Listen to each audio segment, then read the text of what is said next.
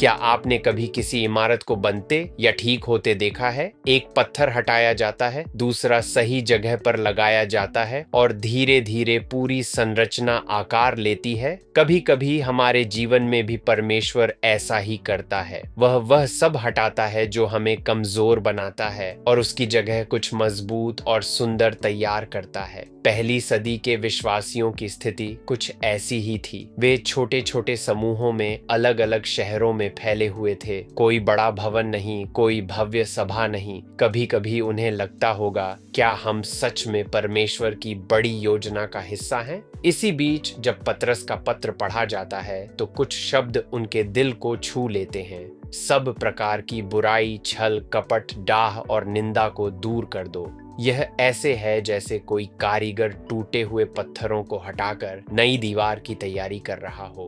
परमेश्वर उनके स्वभाव को तराश रहा था, उन बातों को निकाल रहा था जो नए जीवन के अनुकूल नहीं थीं। फिर पतरस कहता है, नवजात बच्चों के समान शुद्ध आत्मिक दूध की लालसा करो, क्योंकि आध्यात्मिक बढ़ोतरी अपने आप नहीं होती। इसके लिए भूख चाहिए, एक सरल, नम्र, सीखने वाला दिल। इसके बाद पतरस एक अद्भुत चित्र दिखाता है। जब तुम उसके पास आते हो जो जीवित पत्थर है, तो तुम भी जीवित पत्थर बनते जाते हो और आत्मिक घर बनाए जाते हो। जीवित पत्थर, न कि कोई साधारण बेकार पड़ा हुआ पत्थर। परमेश्वर के हाथों से चुना हुआ, तराशा हुआ और सही स्थान पर रखा हुआ। ये बिखरे हुए विश्वासियों को यह जानकर आश्चर्य हुआ होगा कि वे अकेले नहीं हैं। वे भूले नहीं गए। वे परमेश्वर के घर का हिस्सा हैं, उस भवन का जिसे वह स्वयं बना रहा है। फिर पतरस उनकी पहचान को और ऊंचा उठाता है। तुम चुनी हुई जाति,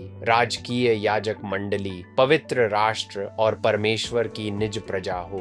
जो लोग खुद को छोटा, कमजोर या अस्वीकार किया हुआ समझते थे, उनके लिए ये शब्द नई सांस जैसे थे। परमेश्वर उन्हें महत्व देता है, परमेश्वर उन्हें उपयोग करता है और वह उन्हें बुलाता है कि वे उसकी महिमा प्रकट करें, जिसने तुम्हें अंधकार से अपनी अद्भुत ज्योति में बुलाया है। शायद आज आप भी बिखरे हुए महसूस कर रहे हों। शायद आपको लगता है कि आप कम दिखाई देते हैं या आपकी जगह कहीं नहीं है। पतरस का संदेश आज भी उतना ही मजबूत है। तुम कोई साधारण पत्थर नहीं हो, तुम परमेश्वर द्वारा चुने हुए हो। वह तुम्हारे जीवन से कुछ सुंदर बना रहा है। आइए प्रार्थना करें। हे प्रभु, मेरे जीवन को अपनी इच्छा के अनुसार बनाओ, मेरे स्वभाव को तराशो। आमीन।